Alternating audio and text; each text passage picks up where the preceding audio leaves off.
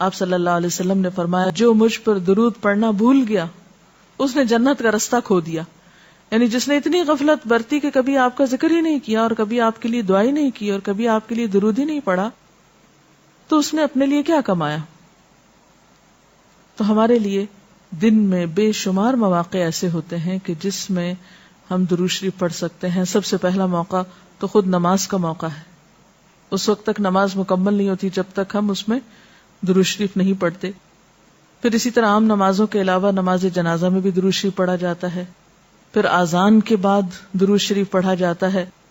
آپ صلی اللہ علیہ وسلم نے فرمایا جب مؤذن کی آواز سنو یعنی اذان سنو تو وہی کہو جو مؤذن کہتا ہے, یعنی اذان کا جواب دو, پھر مجھ پر درود پڑھو. یعنی اذان کا جواب دینے کے بعد جب اذان ختم ہو جائے تو کیا کرنا چاہیے؟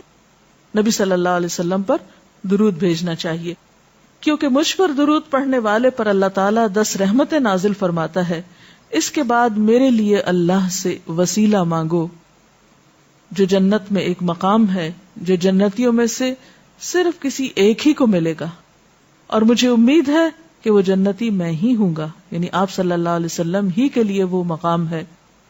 اور آپ نے یہ بھی فرمایا کہ من سألی اللہ الوسیلہ, جس نے اللہ سے میرے لیے وسیلہ کی دعا کی, یعنی درود شریف کے علاوہ آت محمد الوسیلۃ دعا ہم پڑھتے ہیں, یہ دعا بھی پڑھی جانی چاہیے. تو جس نے یہ دعا پڑھی اس کے لیے میری شفاعت واجب ہو جائے گی, یعنی قیامت کے دن پھر میں اس کے لیے شفاعت کروں گا.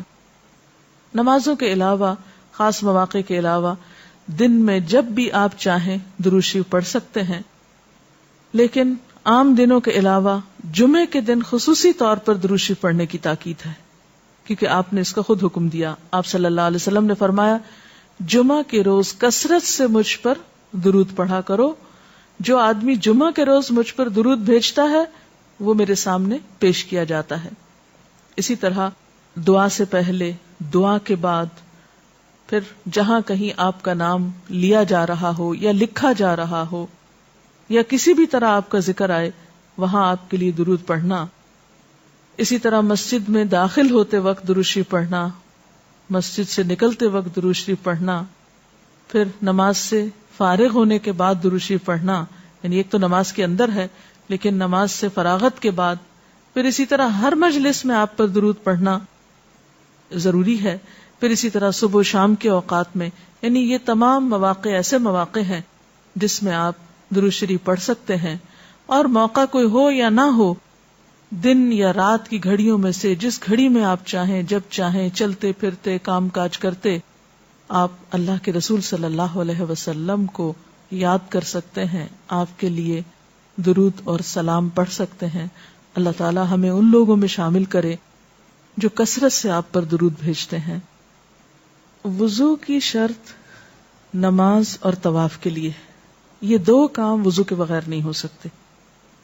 یعنی اگر کوئی وضو کے بغیر نماز پڑھے گا تو اس کی نماز نہیں ہوگی, یعنی نماز قبول نہیں ہوگی. اسی طرح خانہ کعبہ کا طواف کرنے کے لیے وضو شرط ہے. لیکن اس کے علاوہ باقی نیکی کے کاموں کو کرنے کے لیے اور عام حالات میں بھی باوضو رہنا بہت فضیلت کی بات ہے. لیکن مثلاً اگر آپ قرآن پاک پڑھ رہے ہیں اور آپ کا وضو نہیں ہے تو وہ وضو کا نہ ہونا تلاوت میں خلل انداز نہیں ہوگا. یہ نہیں کہ آپ کی تلاوت قبول نہیں ہوگی, آپ کو جو بھی سورت یاد ہے آپ پڑھ سکتے ہیں.